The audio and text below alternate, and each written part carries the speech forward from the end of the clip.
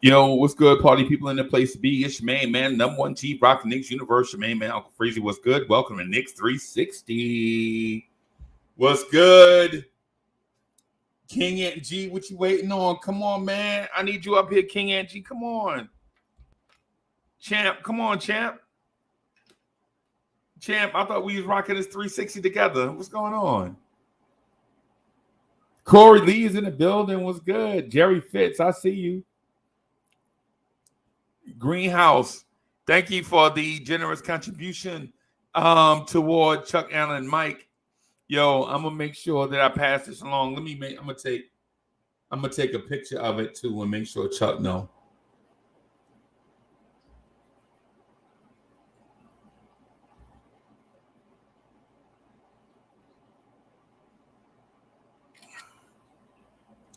I'm gonna take a picture of that. Hey, thank you for that generous contribution. Frank Matos, what's good?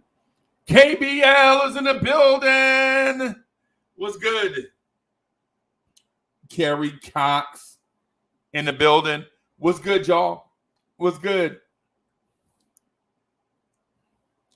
Miss Geraldine is in the building. Chef NYK. Selly, what's good? What's good, y'all? What's good? I didn't expect that generous contribution coming right in the door, man. Thank you for that. Appreciate it.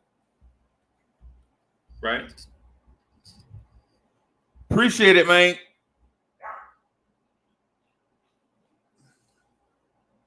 Sad was good. So y'all know what it is. It's Knicks 360. I'm not for sure of how we're going to do the time, man, because when we start rocking, I'm trying to figure out how to find a spot without blocking everybody else. Yeah, hey, King Poppy was good. Good to see you. Good to see you. I'm trying to find a spot that kind of fit in between everybody where we're not blocking some people and all of that stuff. I think what's going to happen is if we do this, man, we just gonna have to, like Run DMC say, it's like that, and that's the way it is. I tried. I looked at 6. I looked at 7. I looked at 8. I looked at 8:15. I looked at 8:30. And at some point, we got to make sure we get it in, because we got to get it in and give your man about an hour break before Knicks after party. I mean, not Knicks after party, but Knicks after party on Thursday. But I need a break at least an hour between times for this and the Knicks at Night podcast. Right, Mr. Vince, what's good? I see you. The ghetto intellect is in the building. What's good? So here's the thing I want to. I legit want to answer y'all questions. I thought King Ant G was gonna hang out with me, but maybe I misread something. I don't know. I don't know. But what we want to do, Knicks 360, is answer your questions. Put your hardest questions in the chat, and we'll break them down over the next hour and a half. So we got 90 minutes, right? We're gonna rock for about 90 minutes. Right? We're gonna rock for about 90 minutes. We're gonna straight up answer the toughest questions out here. Right? We're going to answer the toughest questions out here. And when one question is too tough, then what we'll do is make a poll in the chat. We'll make it a poll question.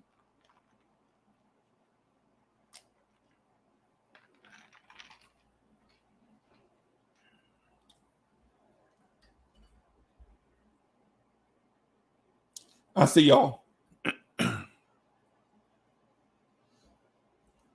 Bo Ismail is in the building. What's good?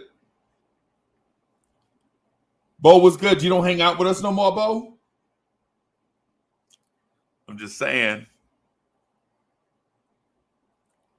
I'm just saying, Bo, what's good? You know, Bo don't hang out with us no more. Ain't no pressure, because I know it's tough rocking sometimes. You know what I'm saying? Hey, put your tough questions up here. Put your questions up. Put your questions in the chat, and I'll try to answer them. Right? King Poppy NYK asks, what is the ceiling for our New York Knicks coming into the season? What do you mean by ceiling? Are you talking about number of wins? Are you talking about how far we're going in the playoffs? Are you talking about speaking to development? Let me ask you specifically. What are you talking about in terms of ceiling? Are you talking about breakout stars? What are we talking about specific? What's good? Rich Boys in the building. What's good?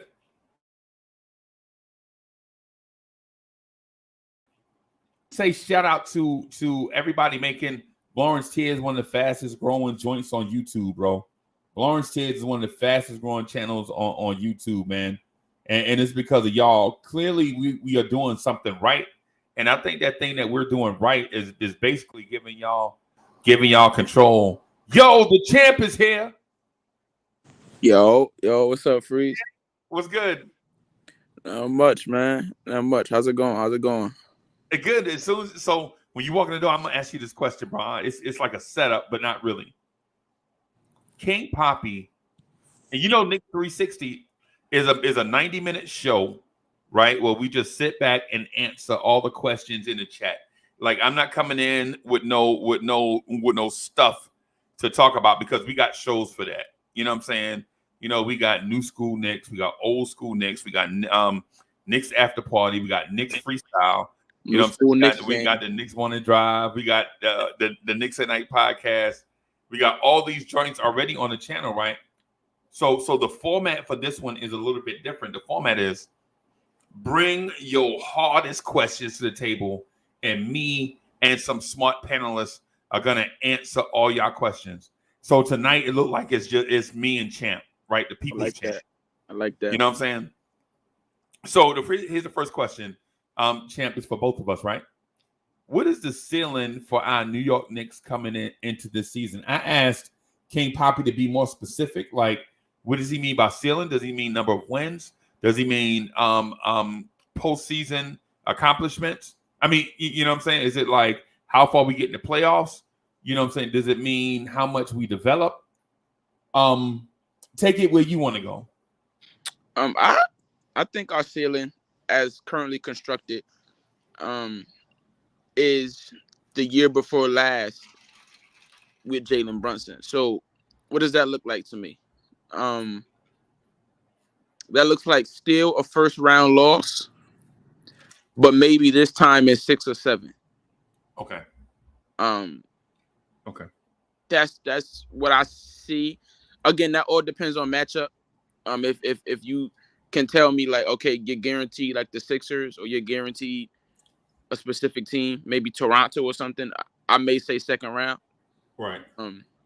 But just to hedge my bets, I would say our ceiling is a very feel good first round loss. Okay. To a higher seed. Okay. All right. So first of all, everybody, just make sure you heard the answer correctly. So first of all, he started with as the roster is currently constructed. Yes. Right. Right. And then he also said something along the lines of what happened the season before last, except improvement, where it's not 5 games in a gentleman's sweep, where you felt like we were overmatched from the giddy up, and we just won a game just to prolong the inevitable. Maybe it's a more competitive series, and then the better team just won. Mm-hmm. Right.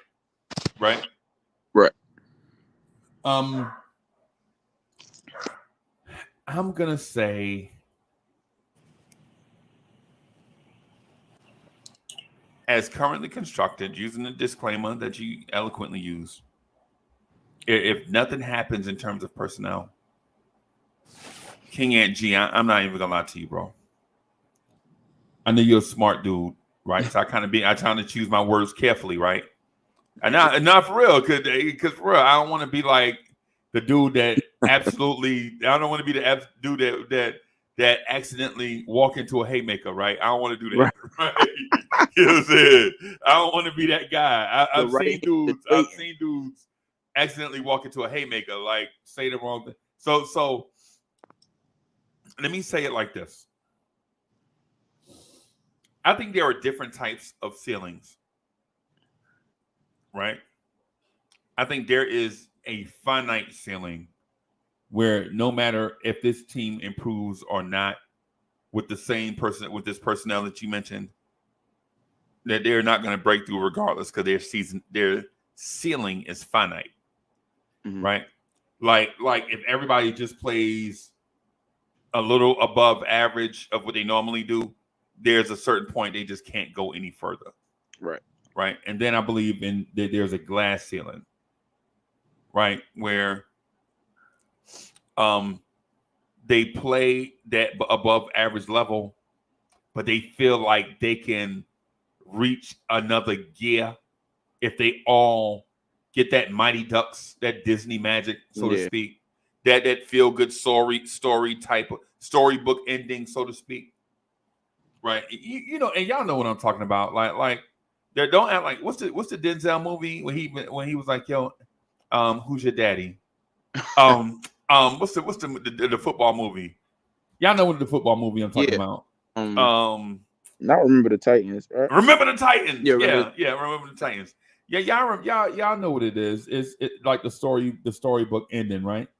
Like so I'm gonna take the Remember the Titans approach on this, where I feel like Obi can get a lot better. I feel like Quickly can get a lot better, right? I feel like RJ can get a lot better. I feel like Brunson in this new role will be a better, different player, a different, better player than he traditionally was, right? So then when you look at Jalen Brunson, you don't look at Jalen Brunson as a hey, Uncle Fulio is in the building. What's good, Uncle Fulio? shout out to my main man, Uncle Fulio, man. Shout out to the YouTube legend, Uncle Fulio. So what I want to say is Jalen Brunson is going to be a better, different, right? I think Jalen Brunson is going to be a guy that's gonna take the next step in his development, which is being, and I'm trying to say this, I'm trying not to be clumsy with it because I don't want to slip into a haymaker, right?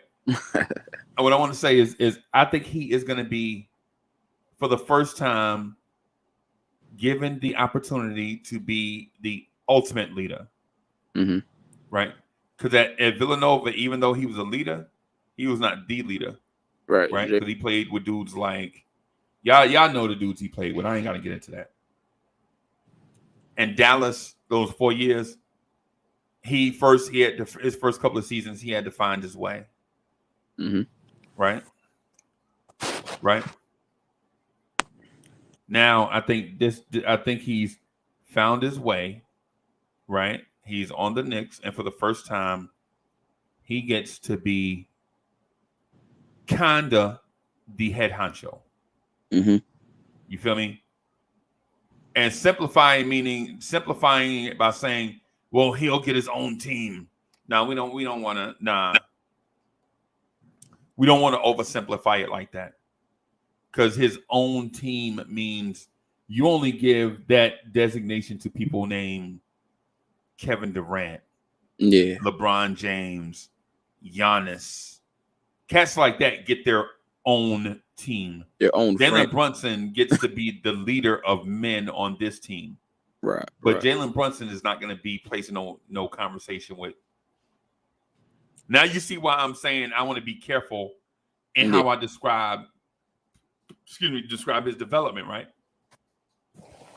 So I think with Jalen Brunson becoming the head honcho, the leader of men, so to speak, I think you see Jalen Brunson take that next step in maturity. The game is already there. You know he can play. Right. It's why he was a sought-after free agent. Right? But I think you get to see him put his full leadership skills on display on a team that historically, quite frankly, has been devoid of leadership like that on the court. Specifically at the guard position. Yeah, because I honestly, I think one of the best leaders that we had over the past 5 seasons was a dude named Reggie Bullock. Yeah. Right? And he was a leader not by example, but a leader by experience. Yeah. You know, he's like, oh, wait a minute, I've been here before. They just showing you a look. Stay disciplined. Stay in the play. They trying to show you something to trick you into something else so they can get backdoor cuts and wide open threes on the backside. Stay no, stay right here.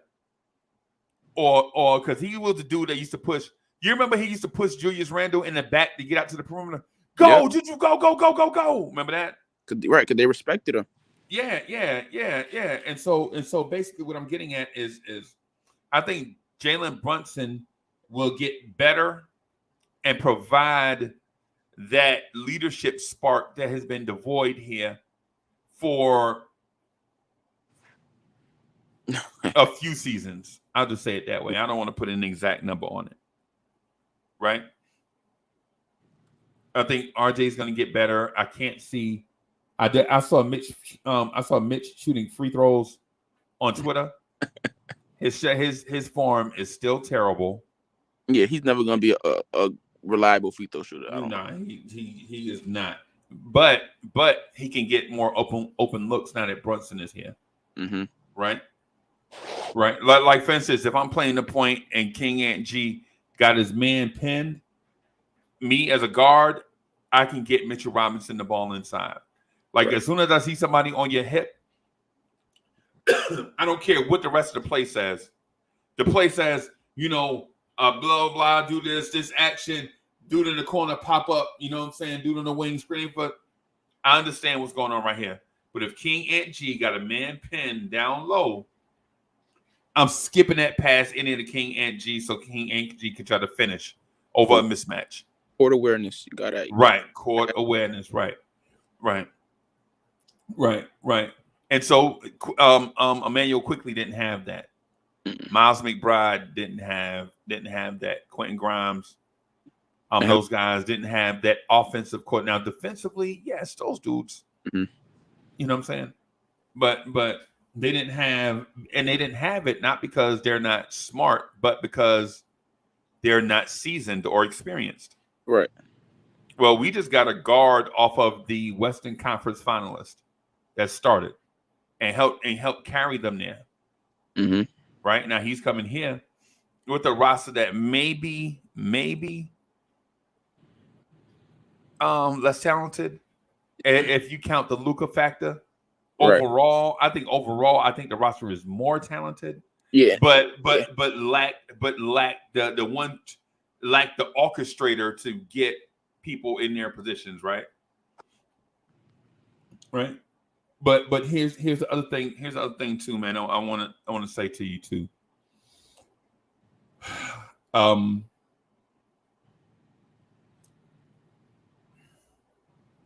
I think the coaching staff improving is the most important thing. Mm-hmm.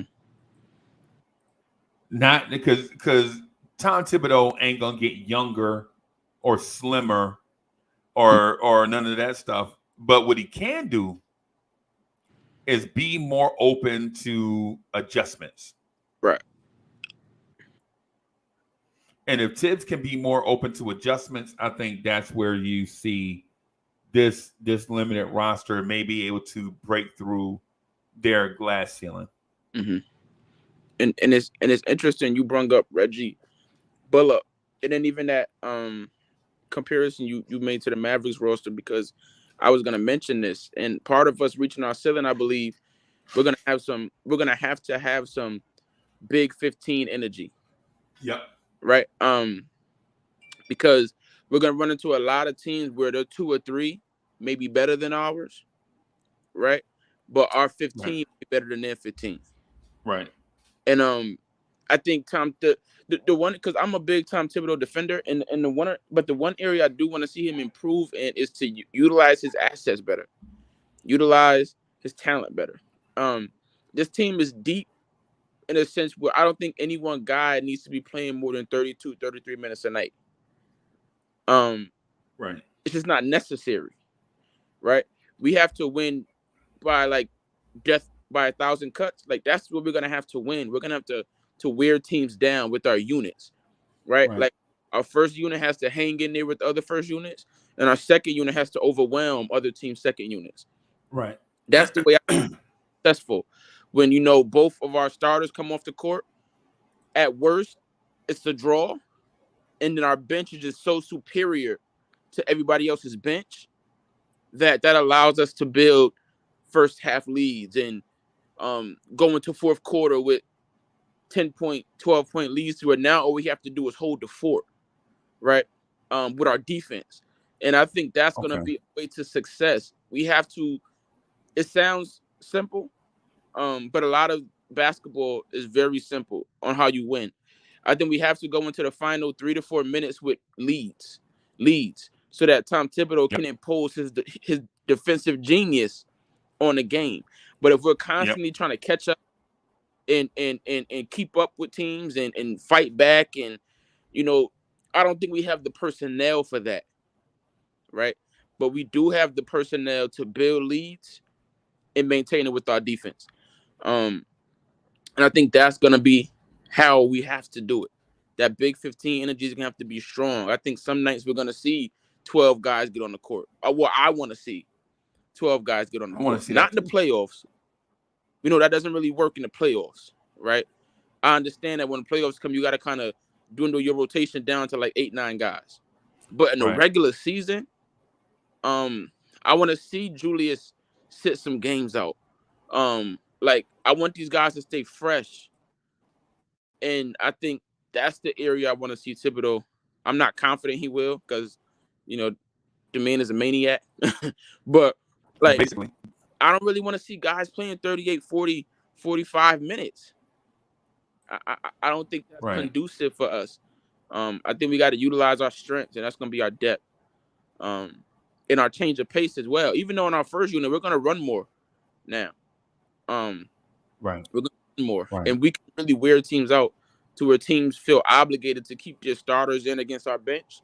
And now our starters are fresh and their starters are worn down. It's more battles in a game like that. And not all 5 starters, but teams are going to have to at least leave one starter on the floor at all times against us.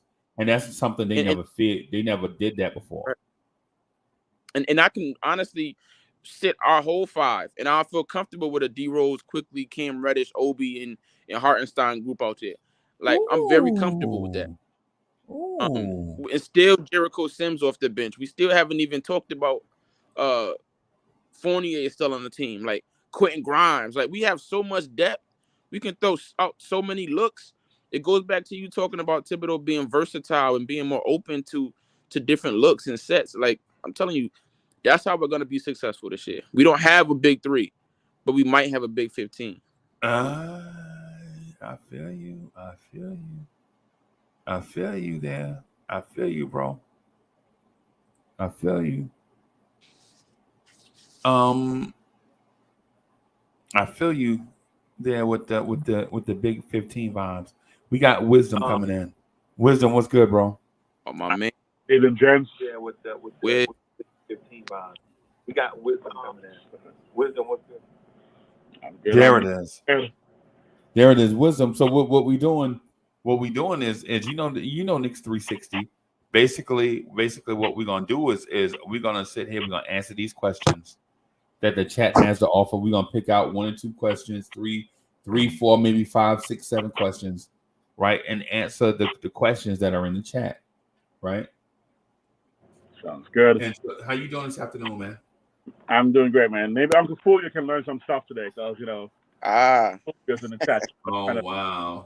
Big ad, he just dropped some knowledge right there. Big 15 is a new term there, man. The Big 15 in the building. In the building. Chat, what other questions you got? Chat, what other questions you got, chat?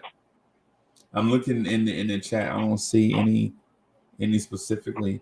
And while I wait on questions to come in, hey guys, listen, we got the merch store up and going. Where is it? Yeah, we got the merch store up and going, right? So that is the place where you can find merch. Thank you for everybody that's downloading. Yo, thank you for everybody downloading the podcast on your audio platforms. Yo, that's fire. That is fire, bro. It will freeze. We're gonna need that the new school Knicks merch, man, because we taking over. That is the word on these Blorange Tears streets. The I words on these Blorange Tears streets is yeah. We LeBron, D Wade, and Chris Bosh. We don't form Ultron, man. Like it's you heard? I don't know. Y'all heard that, right? You heard? Hey, new school Knicks in the place to be. What's good? Y'all heard that? Y'all heard that? Old school Knicks fans. Y'all heard that? Yeah, man. We'll chop that up. We'll chop that up behind the scenes, man, and try to figure out a little something. Help support the channel. Y'all know how it is. Yes, sir. Y'all know what it is. But yeah, man, there it is. Bo Ismail, there it is, right there. There's a link to it. blorangetears.myspreadshop.com. I spoke to some merchants earlier, but I had already put some time into the merchant stuff. So yeah, man. So I saw one question earlier, Freeze. I know we kind of probably talked about this ad nauseum, right? But it was an interesting question, depending on how you look at it. I forget who asked it, but the question was, do we need Donovan Mitchell? And you know what? I'm gonna make that a poll question. Go ahead, bro. I'm gonna make that a poll question. That word "need" gets real tricky for me, right? I think we all agree that we want Donovan Mitchell, but I think in order to answer that need question, you got to ask yourself another question: what do you need out of this season to feel good about it? Right. So, like at the end of this season, what has to happen for you to be like, okay, I feel good about that season, right? Whatever that is for you will answer that question of do we need Donovan Mitchell? Me, I'd be happy with a season where RJ proves he's a star. We win enough games to be a high playing seed, 7 or 8, because that matters. Because 7 or 8, you only got to win one game. Right. You get 2 chances to win one game. So a season where we're 7 or 8, lowest, and we legitimately play well enough to make the second round. Whether we do or not, we play well enough to get to the second round. Right. Okay. I'm happy with that. Right. Okay. For next season, I don't want to stay there, but for next season, I'm happy with that. So in that sense, for my happiness, we don't need Donovan Mitchell. But if you ask me what world I prefer, right, I prefer the world with Donovan Mitchell on the Knicks. So to whoever asked that question, I would say no, we don't need him. We don't need him yet, but I want him. You know, I'm interested to see what. That is a very interesting question. And the reason why that's a very interesting question is because it depends on what your need is for. For what? Right? And so I'm gonna go ahead. I'm gonna answer it, bro. I'm asking a rhetorical question. I'm sorry. So what do you need? Excuse me. So what's the biggest need? Are we talking about? Are we looking to make the major step? Because if we're looking to make the major step, you're gonna need Donovan Mitchell. You gotta have Donovan Mitchell. You are desperate for a Donovan Mitchell, right? You got to have him. If you're looking to take that step from just also random NBA team, neither here nor there, rudderless, just cruising the ocean, nowhere to go, you just out on the water burning gas, you know what I'm saying? Then you don't need Donovan Mitchell. But if you were trying to go somewhere, If you are trying to go somewhere, you need Donovan Mitchell. You're desperate for Donovan Mitchell. You got to have a Donovan Mitchell, right? And listen, am I saying Donovan Mitchell is gonna be the guy that takes you there? No. But am I saying Donovan Mitchell is the guy that helps you find the direction and helps you go in that direction? Yes. Because here's the thing. LeBron James ain't coming here. Kevin Durant ain't coming here. Giannis, he ain't coming here. John Morant, he ain't coming here. Zion, he ain't coming here. Devin Booker, Chris Paul. Nobody, they not coming here. So when the conversation centers around a guy that you can get, you gotta go get him. And I think that's part of this that we can't. Let me finish. Hey, Champ, let me finish because I got something I'm going to wrap you up in. it. That's why when it comes to stuff like this, like when it comes to Blorange Tears, right? Can Blorange Tears just be a surviving channel, middling in the middle of the ocean, no clear direction, nowhere to go, just burning gas? We could be that. But if we want to be great, if we want to be the Giants, I got to have a people's champ, right? And if we want to go somewhere legit, like look at whoever is the giant in this space, right? Whoever is the giant in this space, right? Look at them. I want to be better than them. I got to have a people's champ. I got to have a Wisdom. I got to have a Greenie from LI. I got to have a Rivera. You know what I'm saying? I got to have the Nike. I had to have a Free Keith, a GI, a Subliminal 209. Got to have a Cully Goat. Got to have all these guys coming together because ultimately, we're not gonna have a Ian Begley, right? But we can have a Big 15. Ain't that what somebody said? Yeah. Ain't that's what somebody on this panel was like, yo, we can be that Big 15 we believe team. So if you equate Blorange Tears to the Knicks, or vice versa, however, we got to have a J. You know what I'm saying? We got to have like all these coach. We got to have a Selly. We got to have Shot Smoke. We got to have everybody pulling together. You know what I'm saying? Playing their part because ultimately Ian Begley ain't coming here. You know what I'm saying? It's the same thing with the Knicks. Yeah. Giannis ain't coming here.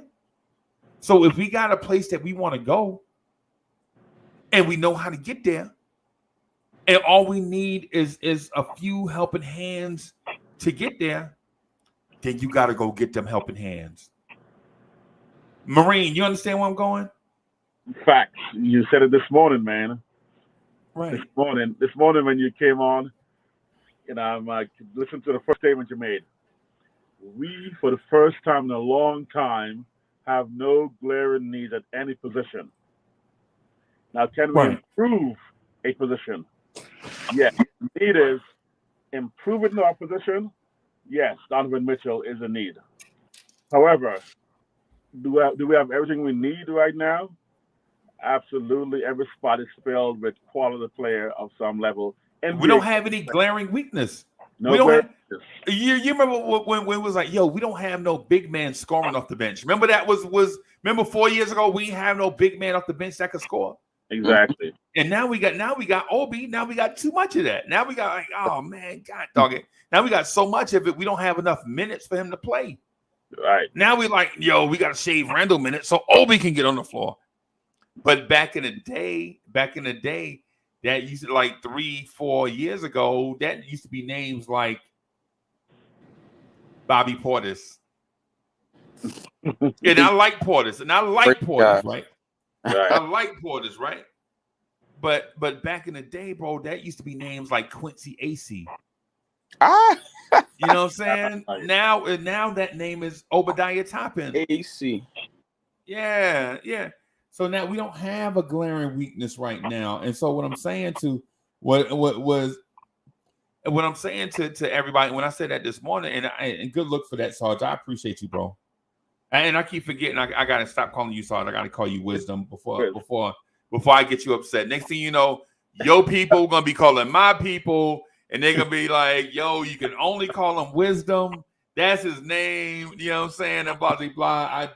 I get it. I'm gonna capture the package I sent to you this morning. I'm gonna capture. Oh God, dog it. My bad. My bad. Wisdom. Speaking of wisdom, someone in the chat actually put down, better to have and not need than to need and not have. You know? Yeah. My other thing when you were talking this morning was how much, we either lament what we have. So, one of my words of wisdom here is don't lament that roses have thorns. Celebrate that thorns have roses. So the fact that our team, people ask us what we don't have, look at what we do have, the greatness we have. So instead of lamenting that roses have thorns, celebrate that thorns have roses. And look how good we have it right now as a team, as an organization. We do have a squad that has no glaring needs anywhere. I think are you saying that backwards? Are you saying thorns have roses or roses have thorns? Right. So don't lament that roses have thorns. People always complain, oh man, there are thorns in these roses. Okay, yeah, you said that backwards. You had me confused. No, celebrate that thorns have roses. Otherwise people look at the negative you look at the roses and say, oh, they got thorns, and it's always sticking you. Okay. Think about the other way, that thorns have roses. You go, oh man, these thorns, they have roses. You can okay, celebrate. I got you. I got you. I'm a little too deep. It's a little too deep for you. I'm sorry, a little too deep for you. I know you're from the Carolinas and stuff. You're down south, and Yeah, you know how it is, bro. A little slow. You know how it is. Just. But yeah, man. I mean, we do have we're in a really good position right now. And again, the need, like King Anthony you just said, is that it would be helpful to improve what we have, where we have those glaring weaknesses. However, what we have is excellent, is solid, and we can go into the season this year very confident what we have. That's going to be above a 500 team and potentially competitive in the top 6 or 7. Right. That's the one thing you said was, the question was asked, can we win a chip?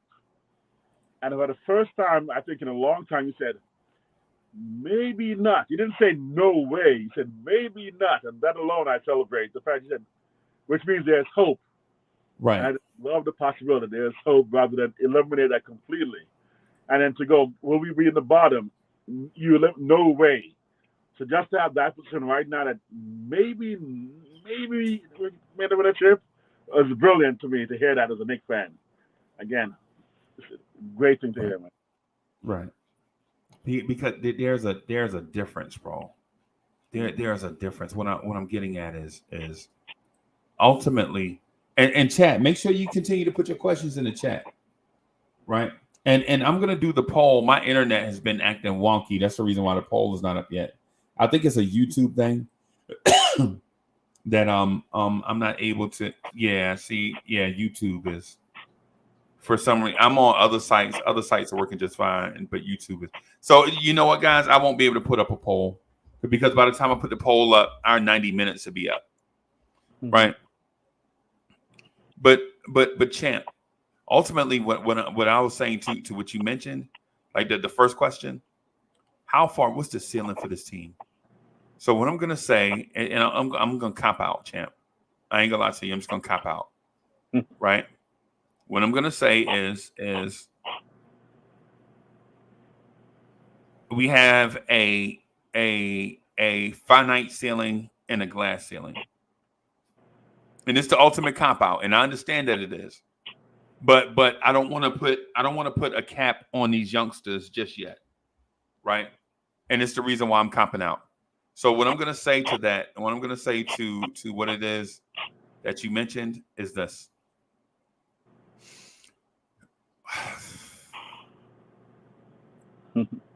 I think if Cam Reddish looks as good as Farron Hunt says,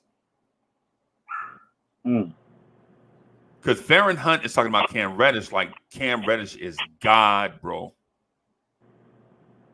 Think about what I was saying. Farron Hunt is talking about Cam Reddish. Did y'all hear Farron Hunt on Twitter Spaces? No, I did not. Farron Hunt is talking about Cam Reddish and RJ like they are Jason Tatum and Jalen Brown. Oh, yeah. Hey, we can't hear you, bro. Champ, we can't hear you. Yes, come back in. Just pop back in. Yeah.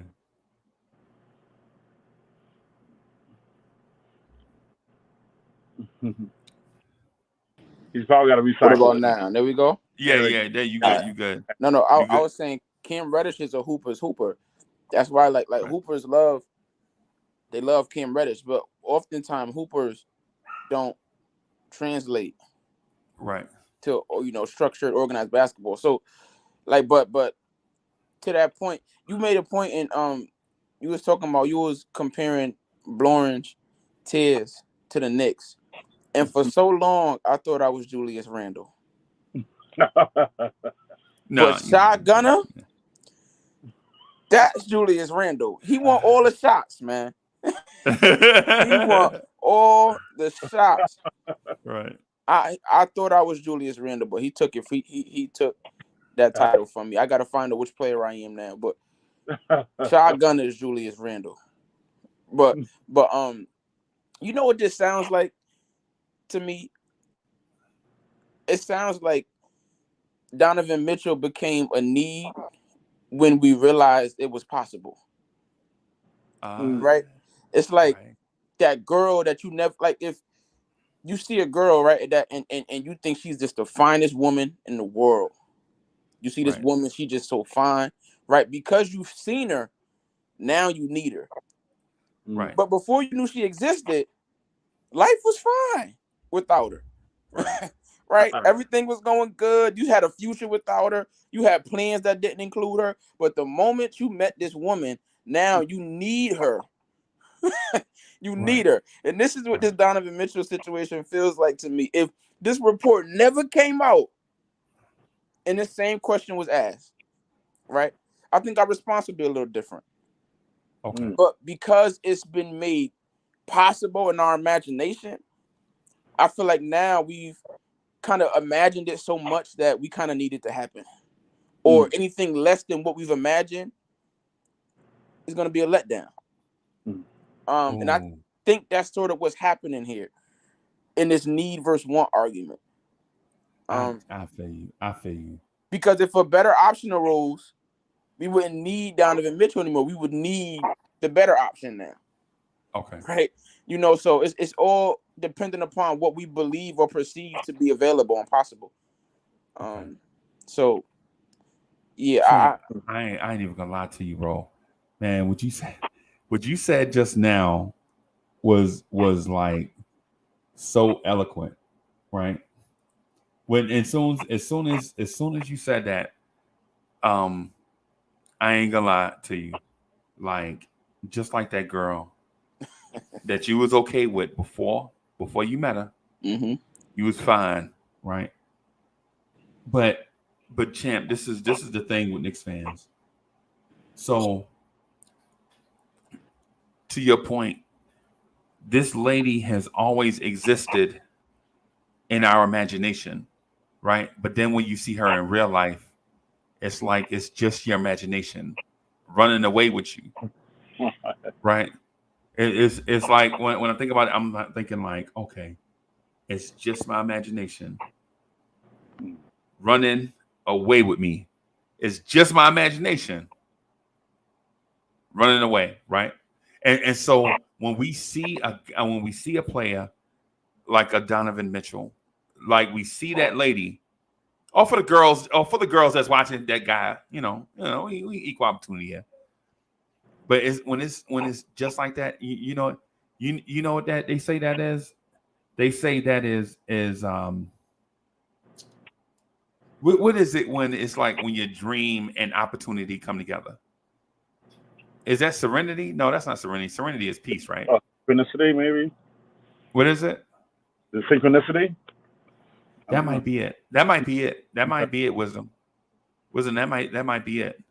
When your imagination and all that stuff come together, it's like it's like some type of weird synchronization of two things that you really want come together at once. I think that I'm not saying that that's Donovan Mitchell, right? I'm not saying Donovan Mitchell is the girl of our dreams. I'm not saying that, because ultimately the player of our dreams is Michael Jordan. I mean, let's keep it a buck. You know what I'm saying? Let's keep it 10 times 10. You know what I'm saying? Ultimately, the player of Knicks' dreams is a 6'6", 6'7" Michael Jordan, Kobe Bryant type guy to lead us to 7 championships and score about 40 points a game in the Garden and have the Garden rocking every night. 41 games a season.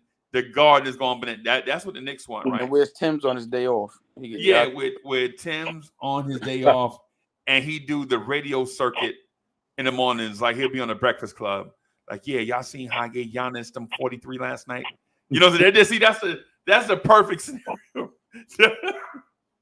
That's the perfect scenario. And I'll say the Breakfast Club. I'm sorry, I couldn't think of a morning show fast enough. Right. Because I mean, I'm not a Breakfast Club fan, but and quite frankly, a lot of y'all are not. But whatever. It was just the first thing that came to my mind. Right. Hey, so Horber Barahona, thank you for the generous contribution. Every rumor is date. I feel you, right? I feel you on that. What I'm getting at is not the fact that it's destiny, right? It's more of a, when it happens, I can see why Knicks fans are fascinated with this dream scenario. The dream scenario plus or your dream and opportunity come together at once on a collision course. That's the Donovan Mitchell trade. Whether people like the way I worded it or not, may be up for discussion. But those two factors, you can't dispute those, because the opportunity is there and the player is there. So you can't dispute that. Now, you might be able to dispute the way I put it, the way I worded it. Sometimes I be clumsy with the rhetoric and all that stuff. I ain't the best. Listen, man, I'm still learning too, right? But the Knicks getting a Donovan Mitchell type player, the opportunity to go get him, I think you gotta explore it, man. You gotta look at it. Yep. Now, my fear, however, is if Hunt is right, and we got RJ and Cam balling out and actually translated to the season, because my dream scenario actually, without having that pretty girl show up, is Brunson, RJ, and we've talked about it before, Freezy, RJ the 2, Cam the 3. So if those two are playing like we know they are capable of playing, I mean, I really love to see that lineup. I'd love to see that lineup with RJ 2, Cam 3 playing towards their ceiling levels, towards where they should be in season 4. And so that would be something that I think is possible. And again, I called it that I think Ike's going to be the one that breaks out this year. But if I was a betting man, I think it's Cam. And Cam literally has all of the physical attributes. And he does have the ability with basketball IQ to literally become an all-star, to become the kind of player you're thinking about, almost Michael level. That's what they're talking about. Oh, that's what People's Champ was talking about her. That's what People's Champ was talking about. You saw that? You saw that young lady pop in the picture there? You was talking about me? You couldn't even dream about her before, then she showed up. I tell you got it, huh? You got the People's Champ? You actually got it. Hey, Champ lady, how you doing? Hey, we only borrow him for a few minutes, man. We promise we're going to give him back. No. Hey, Champ, we'll holler at you later then. Yep. Oh, Bye. it is time to cut. Say bye. We know who the boss is. We know who the boss is, people. Yeah, we know who the boss is. We know who the boss is, man. The only boss that don't sign no checks. The only one. Yeah, man. Yeah, man. That's funny. Yeah. Hey. So yeah. Hey.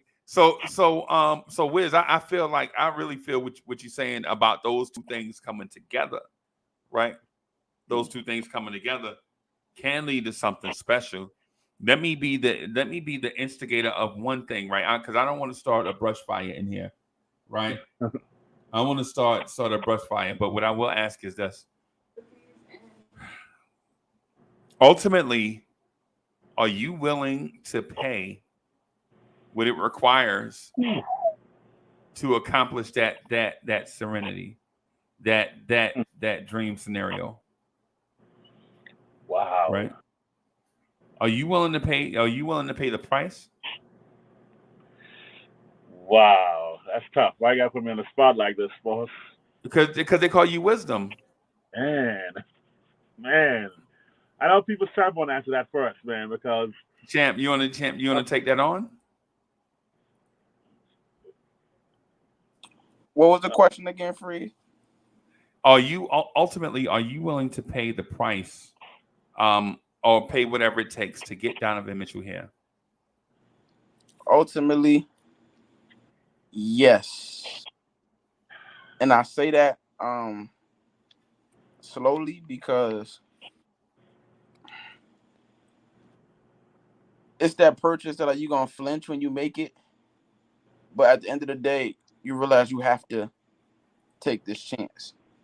Okay. I just feel like the Knicks, with the franchise we've been, with the history we've had, with the years and years of not really being relevant, I think if you have a chance to not just swing a trade for a budding, well, he's a star already, but possibly a budding superstar, to pair with multiple talented young guys, I think when you have that opportunity, you have to do it. A lot of the times we acknowledge what we're giving up instead of acknowledging what we're gaining. And if you would have told me a year or two ago, when Donovan Mitchell was the darling of the national media, that the Knicks would be able to get Donovan Mitchell and Jalen Brunson and keep RJ Barrett, keep Mitchell Robinson, keep Julius Randle, keep one of Obi Toppin and Emmanuel Quickly. They don't even want Cam Reddish. Keep Cam Reddish. Then you would be hard pressed to find a Knicks fan that said they wouldn't want that. And I think at the end of the day, you only live once. What Drake said, we here for a good time, not a long time.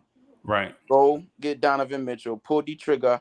Pull the trigger. Pull the trigger. Boom. And live with whatever comes with that. Because it's better than whatever comes. Yep. Yes.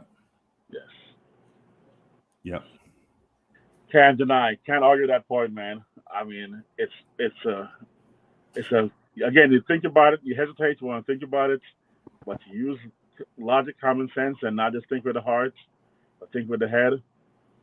And you're right, man. Pull the trigger, man. Pull the trigger. Man, listen, I'm with you. I'm with you. Y'all know how I feel about the situation. I'm like, ultimately, I'm all about upgrading the talent, bro. I can care less. I honestly can care less about a lot of different things. What I do care about, though, is upgrading the talent.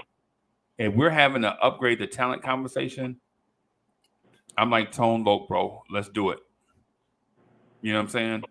But when it comes to other stuff, pillow-paddling around, all that time, nah, man, I'm not really up for that. You know what I'm saying? I'm more up for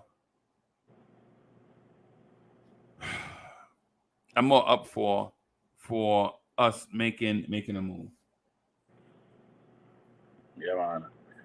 And we need to make the move sooner than later. Again, I keep on saying, man, I don't want to be August 30th starting, training camp, and still not have a 14 and 15 spot filled out with potential what could be solid free agents that can be there just in case. We don't need it because, like you just said, we have every spot, every position is ready filled, where there's no glaring need. At the same time, for security, you should fill in that spot. And there's also a defensive move to it. Take someone off the table that someone else could take. It's another part of it. I actually wouldn't mind taking a player off the free agency that someone else, Boston or Milwaukee, may grab, and that person comes back to haunt us in the playoffs. Right. So I'm saying let's fill this roster out, and some of these guys get them played together, no matter who it is.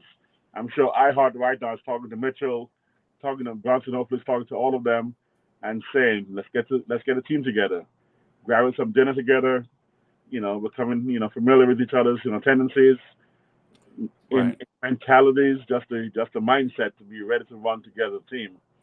There's a lot to a team being built than just to run on the court from preseason time. The team building aspect is not as simple as getting rosters right. Mm-hmm. Exactly. Right. It is you got to develop chemistry. Mm. You got to develop chemistry. You gotta. Mm. All right. King A Champ said he'll be back. Right. You see the question from Nick G? Oh man. Are you gonna pay both Cam and RJ if they both ball out this year and we have Mitchell? Yeah. So what's your salary like next year? If those it all depends on what they earn. Right? Yeah. Because think about this. You paid chat. Think about this. The Memphis Grizzlies paid Ja Morant $180 million. Right? Zion can make up to $205 million, I think. Something like that. The details are sketchy. Right? But what if there's a world where you can get a Cam Reddish balling out of control and an RJ Barrett balling out of control for the same thing for less money than you pay Ja Morant? Mm. Why wouldn't you pay both? Wiz, why wouldn't you pay both? I completely agree. I have no problem with paying people. No. Don't back up now, man. Help me out. You got to help me out. Don't pull a ripcord. Don't pull a ripcord now. Yeah. All right, man. If you're telling me the lineup with those two balling out, and we have Mitchell. Think about it. Think about this. What you get. Think about ultimately. Think about if you get Cam 3 for 60, and you get RJ 4 for 120. Yes. RJ getting $30 million a year, Cam getting $20 million a year, but they balling out of control. Which means they're bargain. Do you not like a bargain? You don't like bargains? Oh man, I live with a lady who loves shopping. Bargains are a thing, and so almost sometimes when she brings stuff, I'm like, wait, what you got? She goes, oh, it was on sale. I'm like, and they show me the price. I'm like, okay. How can you walk away from that?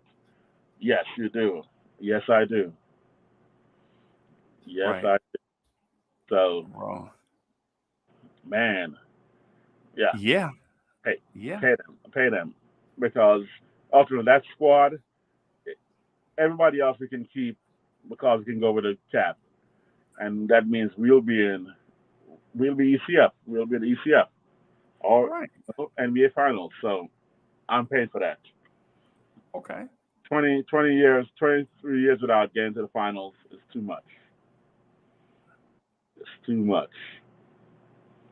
So I'm willing to pay that. Me too. Mm-hmm. Me too. I'm here for the payment. I'm here for it. right? I am here for that, bro. What I'm saying what I'm saying is ultimately what I'm getting at is why box ourselves in, right? Oh boy, Nick G is here. Uh-oh. Nick G, this is Nick G 2K, not Nick G from Carolina. What's up, boss? Yo, what's going on, man? How you doing, man? Man, I can't complain, man. I've been watching you all day. Yeah, hey man, and same here. I've been watching y'all all day too. I've been watching you all day, man. I work from home, so when you come on in the morning, I'm like perfect timing.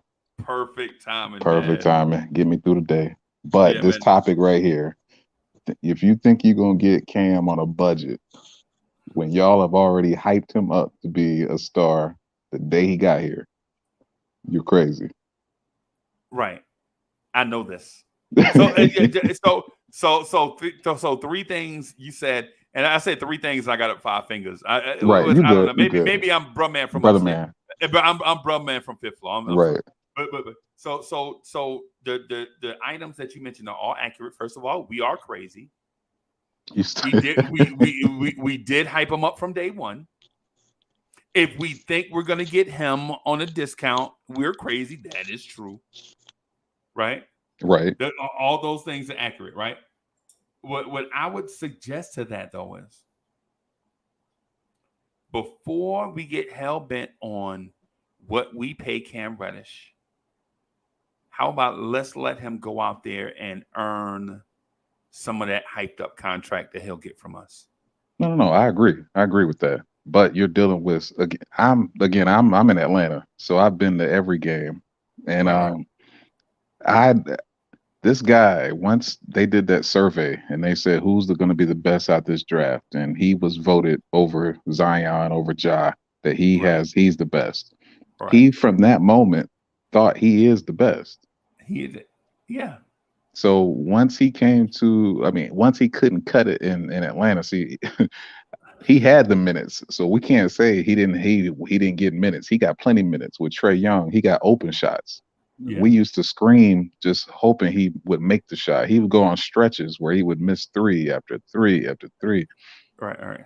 He looks like a star, but I don't know if he's got it. So when they traded him, the first thing in his press conference, he goes, "I'm going to be a star here." Right. And then everybody thinks he's a star, so I just can't. And he's a clutch. Them clutch kids are not just looking for bargains. Nah. Clutch ain't doing Clutch that. Ain't taking discounts. So it's one of those things. That's why they're so, trying to trade them, because they know what they're gonna have to deal with at the end. Yeah. Rich Paul is not one of those, let's make a small deal. He knows he can get that elsewhere.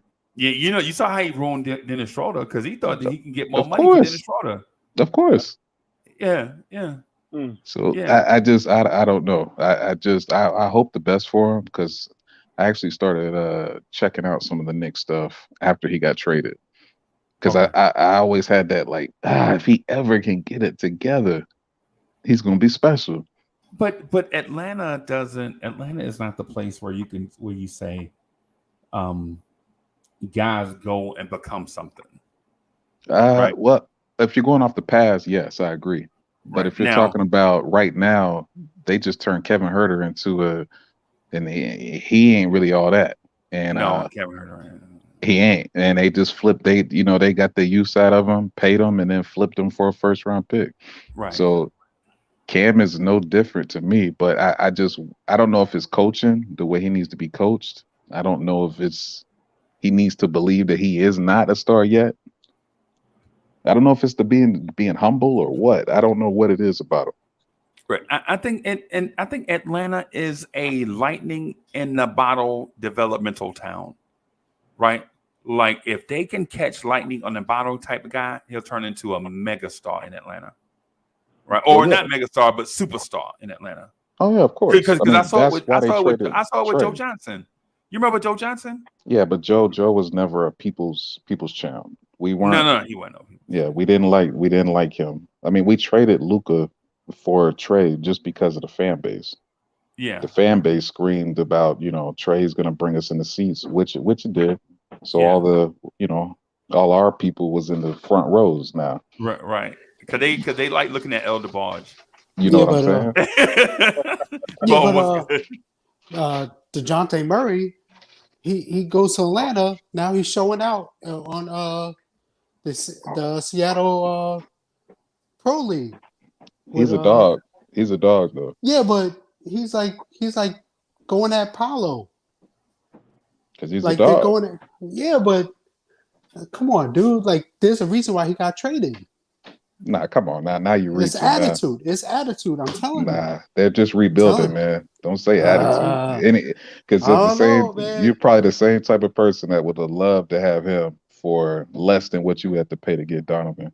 I don't know. I saw we'd have loved highlights. I know. So I know. DeJounte Murray right I know. I already know. That's all most of these fans talking are. junk, and he's like throwing the ball at people, and he's like acting out, and he's had problems. This reason why you didn't like Randall putting the thumbs down, did you? I could tell. No, I didn't. Yeah, I know. And Freezy knows that. I don't like bad players. It's sad, man. There's a reason why Anthony Mason didn't last long. There's a reason why. There's a reason why. If you comparing DeJounte Murray to Anthony Mason, we got it's the same attitude. It's the same attitude. No. I'm telling you. I hear you. Like DeJounte been in the league all these years. Y'all ain't heard nothing from him. As soon as he does something in the summer league, he's never won. Never won. Yeah, we could play that argument with a lot of players, who's never won. Bad teammates don't win at all. There's a story out with Akeem Olajuwon, right? And Mad Max said before Akeem went to before he got religious, he came into the locker room and slapped the shit out of Mad Max. Whoa, relax. Yeah. What do you mean, relax? It's a family show. Relax, man. Okay, he slapped. We're trying to get on Spotify. Relax. Okay, whatever. He slapped him. And Mad Max, he broke some glass and tried to stab him. And afterwards, they hashed it out or whatever. And then Akeem went to, Islam, and he got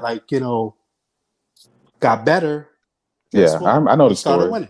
I know the story. Right? But these are the exceptions to every rule. So for every story you tell me that he's good, I could tell you some bad teammates who won as well that weren't good teammates. But Shaq and Kobe on the court, where they didn't like each other. They weren't good teammates, but they knew at the end of the day what they had to do to win.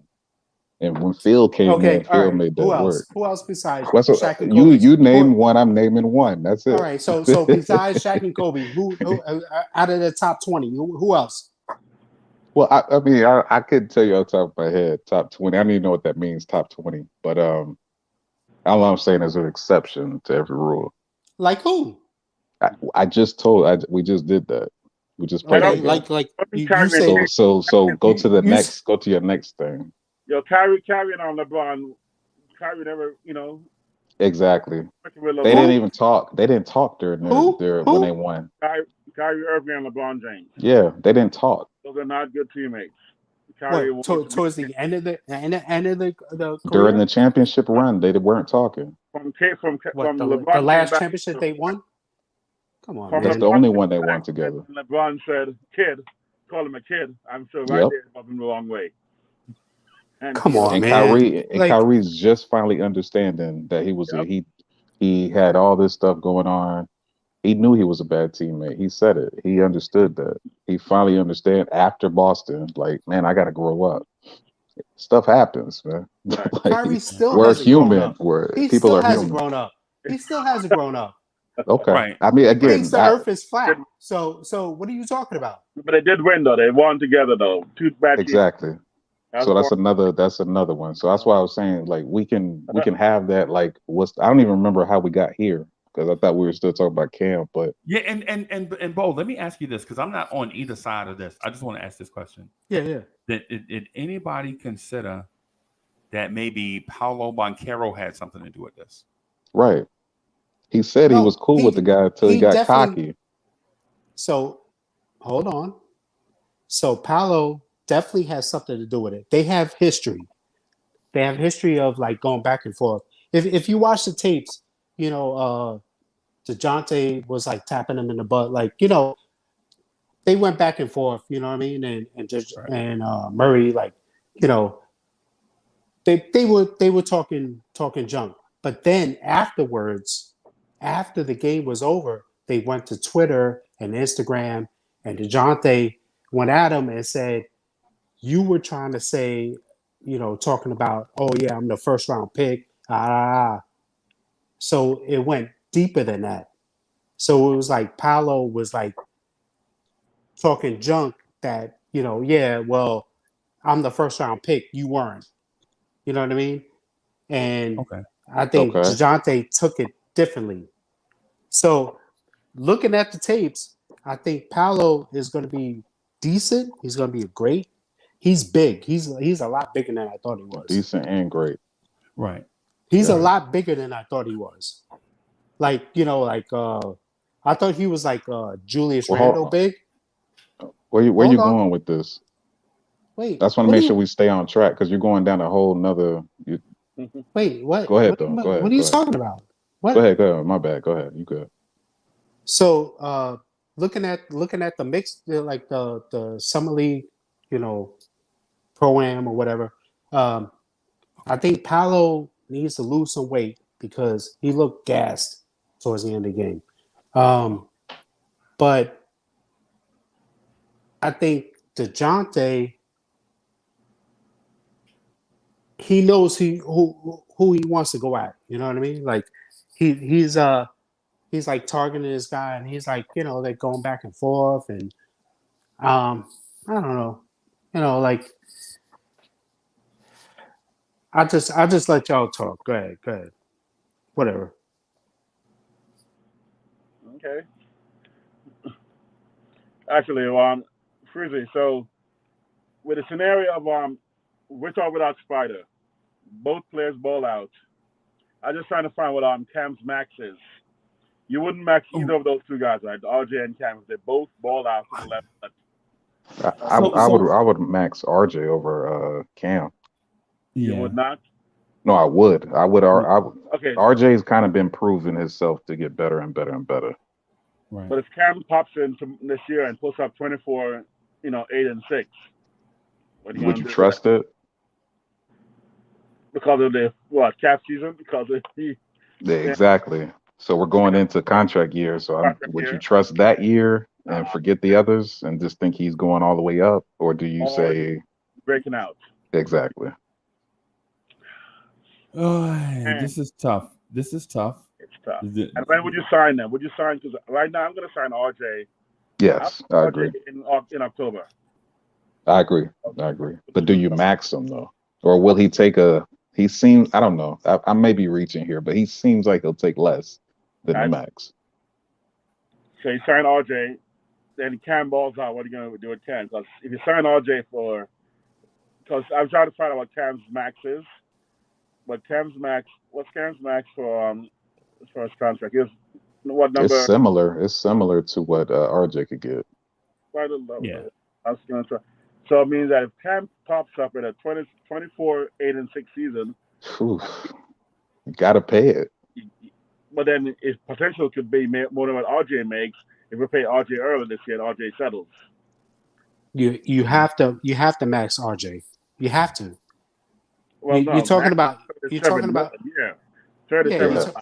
You're talking about a guy that in 3 years, increased his productivity, within 3 years. You know what I mean? So you can't. We should max him. I think we have to. I think we should max him to pay him what he deserves, what he's contributed, what he can contribute. I don't think we have to, because he may go along with the team concept and saying, hey, you're in New York City. First of all, you're going to make money on the side no matter what. How about, to help the team, you take 27 mil average for a 4 or 5 year deal? I would do that. Well, of course. I mean, yeah, I would love for him to take that, but I don't know if he would. But just a quick what if. What if Cam balls out more than RJ this year? Right, that's what I'm talking And about. RJ regresses. Or what if it's equal? How about we make it fair? Don't play like say what if it's equal? Like that's tough. Yeah, what if it's equal? What if Cam Reddish makes the steps that this year that RJ made last year? Is that fair? Yeah. Yeah. And then all right. You do both 4-year, 25. Hey Chris. What's Oh, up? Chris is on. Ideally, you want to sign both of these. You want them to be your cornerstones. I mean, that's what you truly want, is both of those players to be your cornerstones, to elevate, and those be the guys. But we're talking about RJ Barrett, right? Who was drafted third, averaged 14 points and then went up to 20 points in his third year. Okay. There's not too many players that have done that. Kobe hasn't even done that, right? I don't even know. Play, but what? I say he didn't play, but I feel you. Okay, so has Jason Tatum did that in his third year? I don't have the stats in front of me, but you can't. If you're going to use Jason Tatum, I mean, he took his team. He's taking his team to the playoffs and to the finals. Okay, and it's what, a 6th year, 5th year? I get it, but it I'm is just what saying, it is. I'm just saying, but the thing is, did Jason Tatum take them there? Because I watched the playoffs. This year he balled out in the playoffs. I didn't see Jason Tatum take them there. That's what I'm saying. Like his 5th year, Jason Tatum became a superstar, but RJ's in his 3rd year. I don't think he's a superstar. Yeah, he's not a superstar yet. Jason Tatum? Yeah, he's not a superstar. No. Put Jason Tatum on the Atlanta Hawks. Are they in the ECF? Nope. Yes. Without Trae Young. Bugging. Without Trae Young. Well, no, not without Trae Young. That's what I'm trying to say. Just switch rosters out. Without Trae, what's up, guys? What's up, Freezy? So wait. Can I ask a question? What's a superstar? Yo, I'll give you 5. Yeah. Let me define it first. But before y'all give examples, let me define it. Let me define what a superstar is before y'all start giving examples of players, because we had this conversation before. Yeah, I remember this conversation. And it's like a brush fire, a forest fire. Because everybody thinks they're on. Yeah. A superstar is a transcendent generational talent. Okay. A superstar can be considered in the top 200 players of all time conversation. Considered. I'm not saying in the top 200, but I like that. I like that definition. A superstar is a guy that takes a lottery team and makes them a 1st round, 2nd round team by himself. That's Jason Tatum. Okay. Right. That's not Jason Tatum. Just let me finish. Let me lay out the things. A superstar is an all NBA player. That's Jason Tatum. Okay. Right. Okay. So you just hold on, y'all. Let him finish. Go ahead. Yeah, both. Yeah. Because what you gonna like? If you keep saying, man, we gonna disprove the Jason Tatum thing, bro. I want Tatum to be there, but let me finish the superstar thing. Mm-hmm. A superstar player is a guy under no circumstance is gonna be considered in any trade, and if he ever reaches free agency, all 29 other teams consider trading away their roster to get him. I.e., a Michael Jordan. If Michael Jordan ever hit free agency, Michael Jordan's a superstar, right? A Charles Barkley, right? A Magic Johnson type player, right? Now, there were only 2 or 3 megastars. Michael Jordan, Wilt Chamberlain, Bill Russell, Larry Bird, Magic Johnson. Shaq. LeBron is a make. Come on, man. Yeah. I put Shaq with that Freezy. So okay, and so those are the guys that I'm talking about now. Now, if y'all want to do the examples, I'm open to hearing like the example conversation. Like if that's what y'all want to do. So Freezy, can I just say this? So Jason Tatum was 27 points a game, 8 rebounds, 85% from free throws, 52% field goals, 35% three-pointers, 27 points a game. And you're telling me in his 5th year he's not a superstar? He's an all-star. No, he's a superstar. That guy He's took not. his team to the finals. By He's himself? a superstar. By itself. Who else was on the team? Jalen Brown? Okay. Oh, come on now. Let's say it like, That's Okay, what I'm saying. who We're else? not- that, Bo. Who else was on the team? DPOY, the defensive Exactly. player. Yeah, Marcus Smart. did. Who else? Come on, Okay, bro. but that's like saying Derek Steph White? Curry is not a superstar. Who? Steph Curry is a superstar. Exactly. And look at his team. Come on, man. Come on. See, but He's Steph Curry 27 did- points a game, 8 rebounds, and shot 35% You can be an from all-star without being a superstar, brother. No, he's That's a it. superstar, bro. There's There's another nothing level wrong to. with There's He's a another level superstar, that bro. Tatum's not. He's- It's not that guy. His rookie year, he was 14 points per game. You're not going to be And able his to prove fifth- he's a and his superstar 5th. by Off stats. stats. It's His- impossible. Yeah, but he took his team to the It finals. don't matter, bro. So did Chris Paul. Chris Paul's not a superstar. He didn't take his team. When did Michael Jordan win his first finals Oh game? no. Hey, We're throw doing some hot Jordan holy now? water on him, bro. Throw some holy water. When did on my guy. When did Michael Jordan? He balled win up his he first balled up Black championship? Jesus. 9 years in. 9 years in. What about Michael 9 years Jordan, in? bro? Here But we the go. Michael Jordan thing. So did Michael Jordan start winning in an era when there were no dynasties? When did No. Steph Curry win his first No, championship? Michael Jordan started winning when he helped knock off dynasties, bro. The Exactly. Lakers yeah, and but what I'm Celtics saying were. is- Bo, what I'm saying- I'm talking, bro. When you were talking, I was quiet. Go ahead. What I'm saying is when Michael Jordan was struggling, like you mentioned, there were 3 dynasties in place, bro. You had the Lakers, the Celtics, and the Pistons. And he had to get through all of that to make his own dynasty. Then when he got there, bro, he took this dynasty thing to a whole new level. And kudos to Jordan for doing that. Right? Kudos to Jordan for doing that, right? But the Tatum thing is more like a Jason Tatum still has untapped potential and levels that he hadn't reached yet. And I think our fascination is knowing that he has untapped potential and levels that he hadn't reached yet, but he's not there, right? I think Jason Tatum has the potential to be a superstar. Absolutely. But to say that he did that this year, he took a team to the finals, nah, bro, that's reckless. We watched the playoffs just like you and everybody else, and Jason Tatum didn't take a team nowhere. Was he a part of a team? Yes. What? He's not coming off What? Like, Oh, Bo, don't Freeze. do that. Hey, Oh, hold on. no, you- Freeze. you- Imagine- credibility right now. Imagine Jordan up 2-1 at home and not winning that. y'all series. talking reckless, man. Y'all talking reckless.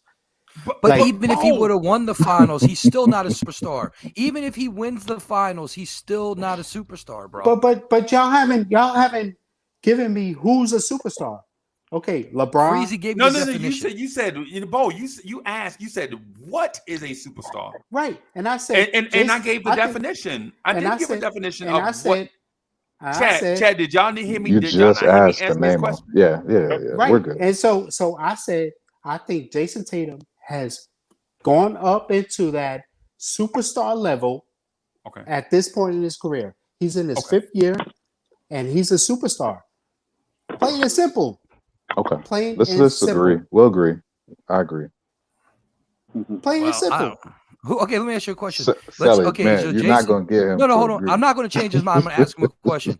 So is Cat Anthony Towns a superstar? No. Well, if he can't be a superstar, neither can Jason Tatum. Like No, that's no. just the way it Because goes, bro. Carl Anthony The Towns, 3-point shooter contest, the stretch 4, The dude got who's better. balling. They got better every year. Cat is more dominant than Jason Tatum, but he's not a superstar. He's soft. When he has to go against Joel, he's soft. Wow. He's soft. He's soft. Wow. He's soft.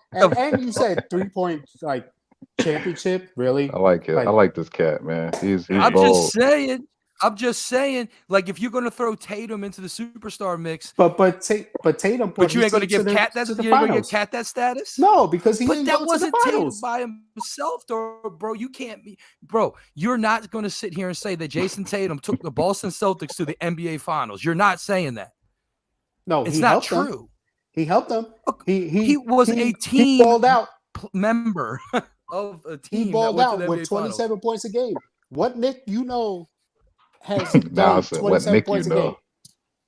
Come on, now we're doing what Knicks? Ever, except for Ewing, ever. So hold on, Cat is 7 foot, 6'10". Jason Tatum's 6'10". Cat's a better 3-point. But see, you want to talk numbers. Well, let's not talk opinion. Let's talk fact. So the reality is, Cat's a better shooter. He's a better post player. But he doesn't win. He doesn't win at all. Because he's not on the Boston Celtics. Put Cat on the Boston Celtics. Oh, but he's not on the Boston Celtics. But guess what? Tatum's on the Boston Celtics, and he took him to the finals. My point, bro. That's my point. He did not. Okay. You ain't going to get off that. You're going to keep going. Keep going, Sally. I feel you. Exactly. That's what I said. Yeah. So you're saying if you took Cat and put him on the Boston Celtics, they will go to the finals? No. Yes. Yeah, I am saying not at that. all. No. Oh, my God, not at all. son. Oh, no, not at all. What basketball games do you watch, bro? I'm watching you a team that went to the score finals. 27 against Golden State? You don't think Cats could score 27 against but they got bounced in the second State? round. They got bounced in the second round. Man, they Wiggins got bounced by who, bro? Cat is who soft. they get bounced by? Only reason why Cat Memphis is even good and you're thinking about him is because of Ant-Man. I'm not. He just got here, man. Come on, man. Don't do that. Yeah. No, I'm going to do that. I'm going to do that because Ant-Man is the future. Ant-Man is the future. Okay. Ant is real, but is Bradley Beal a superstar? Is Bradley Beal a superstar? Bradley Beal averaged 27 a game. No. He put up those same numbers. Team into the playoffs. No, he's not. It was in the playoffs last year. Did you say Bradley Beal didn't take a team to the playoffs? No, I'm saying he can't get his team into the playoffs and into the first round. Nah, you just keep going now. Now you not remembering right, bro. There was a stretch that Bradley Beal and John Wall went in the playoffs. Stayed in the playoffs. Yeah. Right. No, they didn't. No, they did. I remember those When they go to the first round, they had that big white center. What's his name? Number 13. They were balling with him, bro. Oh, it was come on, dude. What's that? What was come on? Some European dude. Yeah. You gotta. Wild. Wow. Really? You guys gonna compare Bradley Beal to Jason Tatum? Really? We're comparing 27 numbers. You said stats. Yeah, we're just going off stats. 20. You said for stats or for bring your team to the finals. Well, you can't move the goalposts. No. You said plus stats. You said 27 points a game. That's what you said. Right. And I said 27, 8, and what was it? 5? No, you didn't. You didn't 27, say 27 and 8. You said 27 points a game. 27. And then you said, you know what? Name a Nick. That's exactly name a Nick. And brought his team to the finals. You said name a guy, 27 points a game. You know what? Name a Nick. That's exactly what you said. Yeah, I said name a Nick that has done that. Right. Yeah. You ready for me to name a Nick that's not Patrick Ewing? Because you also said name a Nick that's not Patrick Ewing. Don't say Carmelo. Carmelo Anthony. Come on, Larry Johnson. No. Larry Johnson. Carmelo Anthony. Huh? Yeah. Hey, but you know what? That's like saying name a New York Giants receiver that caught for 1,800 yards. Well, historically, the Giants don't. I don't like the Giants, dude. I don't like the Giants. I'm a Cowboys fan. No. I'm not saying you're a Giants fan. No, I'm using an example. You're saying that's like saying name a Giants wide receiver that caught for 1,800 yards a season. Well, the Giants historically don't throw the football like that. They run the football. I don't Just know. like historically, the Knicks don't run up and down the floor. Historically, they're a slow-paced, heavy defensive team. I don't know. So the Knicks don't often have a 27 point per game scorer. Historically, they just don't because of the style of play. I am baffled right now. Okay. I'm trying to think of who else is a superstar, because you got to put a lot of peeps on that level of superstars now. Ja Morant's a superstar, Bo. Not yet. Look, you guys have to I know I hate the Celtics as well, right? You have to say, look, Celtics aside, Jason Tatum is a talent and he's a superstar. You have to admit it. That's it. You know what I'm saying? Like, I don't want to admit it, but if he was on the block, if he was on the block and they were like, "Hey, you want to trade for Jason Tatum?" I'd be like, you know what? 6 picks and 3 young dudes for Jason Tatum. Okay, but let's admit it. Would you get? So I did. Give up I'm admitting it, Bo. Okay, I'm with you. All right, I'm with you. So is Donovan Mitchell a superstar? No. He's a star. He's a star, but he's not a superstar. Hey, man. Hey, it's about time you made it. What's going on? You having tech issues? Can I get my take real quick? Hey, Freezy. Hey, how you doing? I'm doing pretty good, man. How about you? Good. I saw you popping in and out, man. Were you having technical issues? Yes, I was. Sorry, okay, yeah. I was trying to get you on, and then you would disappear. How you been? I've been good. Good. Hey, guys, good to hear your voice, man. You got you got something you want to talk about? Yeah, I want to talk about the Donovan Mitchell thing. Okay. About Donovan, guys, I think he's a star. He reminds me of Kevin Durant. If the Knicks get him, we're going to win a championship, guys. That's how good he is, in my opinion. Wow. Okay. Is Donovan Mitchell better than Jason Tatum? Yes. Okay. Bo? Whoa. Say what? Easy, man. Easy on Chris, man. Yo, but hey, Chris, I'm glad you brought that up, man. How's the family doing? They're doing good. How are you doing, man? I pray for each and every one of you every day, guys. Hey, thank you, man. You know I got a puppy recently, right? So I got a puppy recently, a pit bull puppy. He's a pit bull terrier. He'll be 6 months old next week. His name is Benny. Aw, cool. Yeah, man. I'm happy for you, Freezy. That's cool sometimes, but he likes to eat my shoes. Well, my new dog, Sam, he loves to bite people's feet. And my mom does not like that. Me either. Hey, so we were debating with Bo. You know, Bo is one of our favorites, Bo. You know we love Bo, right? Yeah. And, but Bo mentioned to us that Jason Tatum is a superstar. It's nice meeting you, Bo. Nice meeting you. Bo, you're not getting ready to go nowhere, right? Nah, I'm here to stay, bro. Okay. Because it's been a minute. In a minute, I gotta go, but I just wanted to come in and say hi to everyone. Love you all. Salute, Chris. Hey, Chris. All right, Chris. Hey, it was good to hear from you, bro. All right, boss man. All right, so that was Chris from Hey, Oklahoma, Freezy. man. Chris, you know I like being a bad guy. But guess what? No, you don't. I called that 3-team trade with the Lakers, Knicks, and Jazz. I told you that. I'm telling you. I think I remember that too. Yes. I do think I remember that, bro. It's gonna happen. But check it out. It's gonna happen. You know that happening. No, the Lakers want to get rid of Westbrook, right?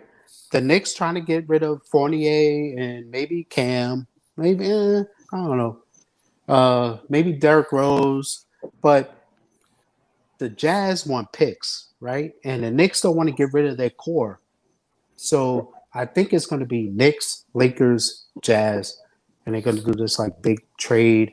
And also I think what's that guy? The Jazz traded for no, the Jazz have Beverly? No, the 6-man. Clarkson. I think he's gonna move. And Bogdanovich, they got him too. Right. So there's gonna be a lot of everybody forgets. That's why it's taking so long. I think I'll be right back, y'all. I gotta use the restroom. I'll be right back. So I think there's a lot of things moving around. I think that's why it's taking so long. Also, the league is looking into taking a pick from the Knicks which is BS. I think it should be a second round pick, but they're trying to take a first round pick because it's the Knicks. So I think all that is like mixed into this. So Okay. All right, back to your Tatum take. oh, here we go. Okay, go ahead. So how? So LeBron James is a superstar, right?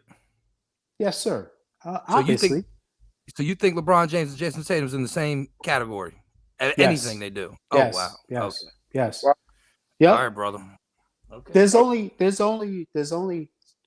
10 players, superstars in the league. I want to know, what are your 10, Bo? Ja Morant. Wow. Oh, That's insane. That's the first one. Wow. No, he's definitely a superstar. Ja Morant. LeBron James. Okay. Jason Tatum. Luka Doncic. Okay. Trae Young. Okay. Embiid. Jokic. How are you even thinking right now, Bo? I don't know, but like there's a guy you haven't mentioned that should be what? Like, come on, man. Let's Giannis. Go. All right, there we go. Steph. That was an afterthought. Steph. Yeah, I know. And KD. Ja Morant and KD. I'll put KD here. Yeah. All right. Yeah. Okay. So Jason, so you take Ja Morant over Kyrie Irving without the politics. Like no Kyrie Irving politics at all. Just straight up talent. You take Ja over Kyrie. You take Ja over Kyrie. Yes. Whoa. My God. Oh. Yeah. Somebody you know why? Get this man a cigarette, man. You know what's funny is I actually used to work with Kyrie's dad. Yep. And I didn't even know it. So like we would get like a corporate team together and we used to ride the elevator together. And I was talking to this guy, I was like, yeah, we're gonna get this team, we're gonna play in Chelsea Piers. And this guy was standing next to me. He was like, yeah, if you get the team together, I'll be down. And I looked at the video of when Kyrie used to dress up like an old dude. Yeah, and Uncle Drew. You talking about Uncle Drew? Uncle Drew. Yeah, Uncle Drew. But like when he used to do it before the whole Uncle Drew thing, and I was like, oh shit, that's the guy in the video, and in the that works on my floor, and it was Kyrie Irving's dad, and he wanted to get down with the corporate basketball team. I couldn't believe it. So hey y'all. So I'm keeping a tally for how much money Bo Ismail owe me. Yeah, I was about to say. So right now we at like $7. Yo, easy. Yeah. Freezy, I bought a trucker hat from you. So don't even try it. Yeah, you didn't buy a trucker hat from me. Yes, I did. So buying a trucker hat means you can curse on the live stream. That's what you're saying. Those two, those don't. Yo, Freezy, where you from, man? I'm from Jersey City, New Jersey. Okay, I saw that Harry Carson interview, and I thought you were from South Carolina. No, I live in South Carolina, and I moved to South Carolina when I was about 17. Okay, yeah, my dad grew up with Harry Carson. He was like his big brother, and I ended up going to college with Harry Carson's son. Oh, Dr. Carson. Donald, yeah. Yeah. So when I saw that, I said, oh, man, look at that. Okay, all right. He may be from, I didn't know where you was from, but I was like, well, I wonder if you're from Florence or something. Yeah. That's exactly where I'm at.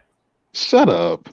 Nah, I'm serious. That's all my family on my dad's side is from Florence, man. Yeah. So if you know there's some Goodmans out there. That's all family. Oh my goodness. Okay. When you come this way, you and Bo, when y'all come this way, bro, we all gotta hang out. Oh, for sure. Yeah, man. It's a small world, man. Too small. Yeah, especially man. in South Carolina. I lived in South Carolina for a while too. Really? Yeah. Well, I lived in Myrtle Beach. Yep. But I went out to Tabor City, Florence. I did all that. Yep. Charleston. Man, I can't picture you, Sally, in Florence, man. Well, I mean, it wasn't like I lived there. I lived there. Okay. I'm saying, like, I got to know people, and we went out. You know, I lived down there for 8 years. I lived in South Carolina for 8 years. Okay, that's cool. Where are you at now? I'm from Baltimore. I live in Baltimore. No. Yeah, man. That can be more. Dope. Love South Carolina, man. A lot of respect for South Carolina. That's the first time I seen bowl of peanuts. I walked into the gas station, and I was like, "What are these?" What? I didn't like them at first. Yep. I didn't know what bowl of peanuts were. Bro, I think Yeah, Bo, is Dame Lillard a superstar? Oh yeah, that's a good question. Is Damian Lillard a superstar? No. How about Paul George and Kawhi Leonard? Paul George is a superstar. Yeah. What about Kawhi? So they're 15 so far. We got in 15. Yeah. 15 superstars you named off so far. Say that again. Say that again, Wiz. 15 superstars. 15 superstars you've named off. Boy, yeah, you said 10 first. Now you're at 15. You named 11 right away. Damian Lillard? I don't know, man. Like, is Jimmy Butler a superstar? Because he was dropping 40. No. Okay. Nah, he ain't no superstar. Nah. But you get the. DeMar DeRozan? Yeah, I know where you're going, Sally. Yeah. DeMar DeRozan? No. Okay. Boiled peanuts, Julian. Boiled, not bowl. Boiled, yeah. Boiled. So Wiz or the Wizard, would you say Julius Randle is a superstar? Oh boy. No. I'll wait. He answered. He's laughing. Yeah, man. Hey, Bo, you just named the all-star team, not the superstar team. That's our point, my man. Exactly. Not everyone can. A lot of people. Anyone can. DeJounte Murray has numbers that would support all-star easy. But he's not an all-star. He's not a superstar all-star guy, but his numbers show it. Nah, he's not. He's not a superstar, but he's an all-star. Bro, his numbers ain't that far behind Luka's, and he plays better D. Nah, you can't put. You can't. Okay. Like Luka's like a triple-double scoring 30 So's points. DeJounte Murray. So's DeJounte Murray. No. Not in the playoffs. Not in the playoffs. Not in the playoffs. Well, we hadn't seen it. We hadn't seen him in a. Come on. You keep moving the goalposts when they make a point, Bo. But Luka's proven it. Like, yes, Luka has proven it. Now Luka's proven it. And Luka he dropped 40 on Paul George and Kawhi by himself. Luka hasn't had a team. He hasn't had a LeBron team. Luka is a superstar. That's the difference. Jason Tatum is not Luka. Ah, come on, dude. You said PG-13 is a superstar, right? Yeah, but Jason Tatum went further than Luka. Because he had a better team, Bo.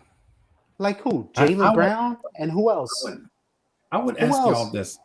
I would ask y'all this when you have the superstar conversation. When you have the superstar conversation, right? God, scoring is one thing, but the ability to elevate everybody else around you is another. Yep. And I don't know if Tatum does that as much as Marcus Smart does that defensively. Like offensively, does Jason Tatum average 7 or 8 assists? No. Right. Wait, or does Jason Tatum shoot 40% from 3? Wait. No. What was the question again? Does Jason Tatum elevate the players around him offensively like Marcus Smart elevates the players around him defensively? I love that question. That's a good question, Freezy. And it's still a no. It's a no. Right. And so the reason why I asked that because Marcus Smart is never going to lead the NBA in blocks, right?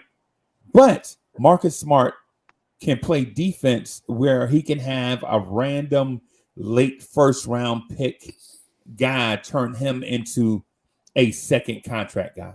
Yep. And he did that with Robert Williams. Yep.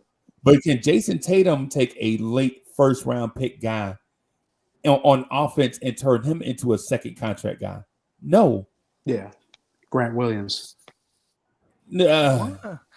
Bro, Grant Williams is a 3-point corner shooter that relies on I'm just everyone saying, else to create a shot. You just asked who can he turn into like a rotational player. Bo, I just got him. Bo, every one of these players. Hold on, let me just get this out. Every one of these NBA players all go. It's going to take a second. So just give me a second. Every one of these players go to the exact same training camps. Do you understand that? Yep. And every single one that you see has the exact same moves. Kyrie's moves are identical to Jason Tatum's. The difference of what Uncle Freezy was saying is, can Jason Tatum get Grant Williams paid the same way Luka got Dorian Finney-Smith paid? Before Luka shows up to Dallas, Dorian Finney-Smith's league min. Now he's getting paid $45 million. Yeah. Show me that. Show me the player that Jason Tatum creates a millionaire out of, because he's able to do so much more than just do a behind the back stuff right there. I'm talking about a guy that 27 points a game. Right, but Bradley Beal's 27 a game, brother. 8 rebounds a game, 4.5 assists a game, one steal a game, 0.5, 0.6 blocks a game.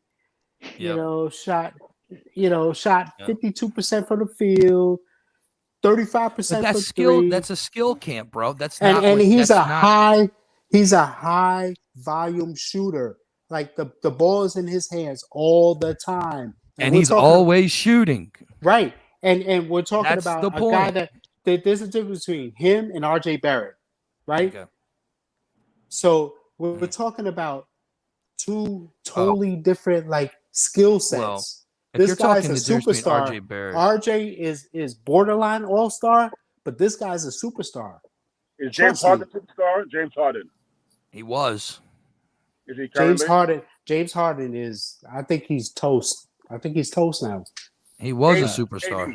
He was a superstar. He's toast. I agree with Bo on this. Anthony Davis. Who? He was. He ain't even starting this year. He was. Anthony Davis. Oh, Anthony Davis still got the goods, man. That's my dude. Anthony Davis is done. He's Ben Simmons. That dude's broke. When he's mentally broken. He's not ever beast. going to be healthy because he's mentally unhealthy. And there's nothing wrong with mental health. Mental health is serious, but when you're a professional athlete, you got to perform. And Sully speaks with so much conviction, I swear. But when he's healthy, but when Anthony Davis is healthy, Anthony Davis ain't never been healthy ever since LeBron and him joined up. I'm just saying. When he won that championship, nobody can stop him. What championship? So now that's up to six. Talking about the bubble? Oh, we don't count that. No, y'all don't count that. That's a championship. That's a championship, though. If the Knicks would have won that, they would have counted that. Yeah, they would have. Oh yeah, they would. Yeah. Well, the Knicks will count anything. Bo, what I'm doing is you can't blame them really though. I know exactly. I would have if the Wizards would have won it. Slowly but surely, Bo, you're naming the All-Star teams, East and West. Yeah, it's just the All-Star team. I get it. They can't all be superstars, man. I'm sorry. Yeah, well, that's basically what it says. Well, Wiz or Wizard or Sarge or no, it's Super Wizard, right? Eastern Conference All-Stars, I would say Embiid, Tatum. It's always start with Giannis, by the way. Let me start. Giannis. Respect. Let's always start with Trae Young and I need one more. Trae Young didn't start in the East. No, he's naming his own. I'm saying mine. Trae Young's not a superstar.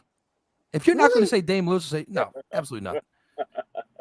No, if he said John Morant, then you definitely gonna say Trae Young. No, it's in the East. I mean, John Morant plays 40 games a year, and he's a superstar. If John Morant couldn't dunk, he would be. No, I'm saying East. The East, not the West. I know. Name it again. Okay, so Giannis. Yeah. Embiid. Yeah. Giannis, Jason Tatum, KD. Trae Young, and KD. Who? Kevin Durant. Yeah, I guess. Kyrie Irving. Wow. KD's getting old, man. Like KD is my dude. KD for years, KD is my dude. Like, but Kevin Durant's going to play like Jordan into his 40s and average 25 a 30 game. like it's nothing. But yeah, you can't stop him. He's got that fade, bro. You can't stop a fade. The West is hard. Like, what? How would you do the West? The West is easy. What are you talking about? Jokic. Yeah, Jokic is 1, right? You put Cat at the 4. You put LeBron on there. Put Luka on there, and then you can fill it in with Devin Booker. I mean, how about Steph Curry? Yeah, I mean he didn't have All-Star year. He didn't have an All-Star year. What? I didn't think so. If Steph had 2 blocking like that, put him out. I think they snubbed Devin Booker. To be honest with you, Devin Booker should have got that starting spot on the All-Star roster. Half the year, Steph was cooking people. Half the year. Andrew Wiggins got an All-Star spot. That's just letting you know, Bo. Andrew Wiggins started for the West this year as an All-Star, and Luka rode the bench. That's a fan vote, though. I got an Andrew Wiggins auto card, so I'm good. How about Ja? Nah, Ja Morant to me. Ja Morant's gonna have to play a whole year before he gets. Did you see that? Did you see when he dunked over whoever in the playoffs? Like, he's amazing with the dunks, bro, but it don't last long. Yeah, man. Anthony. Hey, y'all. Hey, I got to get out of here so I can get prepared for the Knicks Night Podcast. Dang. Oh, we going to another podcast. Yeah. Because this one right here, we turned Knicks 360 into an open panel live stream discussion when we were supposed to just be answering questions in the chat. That's what y'all was supposed to sit up here with me and take questions from the chat, and y'all started going down this road of answering questions. So, and I'm not throwing shade, bro. I love it. Y'all know I love it, right? Y'all know I love it, but I would have stayed on topic, Freezy. I just didn't know. Yeah, no. It's all good. So the Knicks 360 thing is basically like, because we do the morning, right, and then we do the night. But I wanted to do something in there because YouTube is telling me that YouTubers, Knicks fans, want us to occupy this time, this space right here. I get suggestions all the time, Uncle Freezy. You missing out on viewers, man. This is the time that they're on. Because the time that I generally get on is not ideal peak time, like 10 o'clock in the morning, 11 o'clock at night. It's not peak time, so they suggested that I get on at this time. So this is what I'm kind of trying to do, right, in order to answer questions and all that stuff. But our comfort zone is 10 o'clock in the morning and 11 o'clock at night. You know what I'm saying? Sure. So I'm a wrap right. The Knicks 360. This is the time where the Knicks convos get the most play. Like this is the time where. Like YouTubers, Knicks YouTubers. If you're trying to start your channel, get on between 6 and 9. So Freezy, are you saying that like I boomeranged your little podcast? No. I hope I did. No. What it is no. You just took the opportunity away from about 3,000 people that want to ask a question with some selfish Jason Tatum talk, and you're not even a Celtics fan. I was just making my point. I'm just messing with you, man. I'm just messing around. So y'all, it's a few minutes. It's a few minutes after 10. So I'll probably be back at about 11:30. I just want to tighten up some stuff in the on the podcasting aspect and in the online marketplace, things of that sort, or whatever. And then we'll jump back on and we'll rock 2 or 3 hours on the Knicks at Night podcast. I'll see y'all in a few minutes. Yeah. All right, y'all.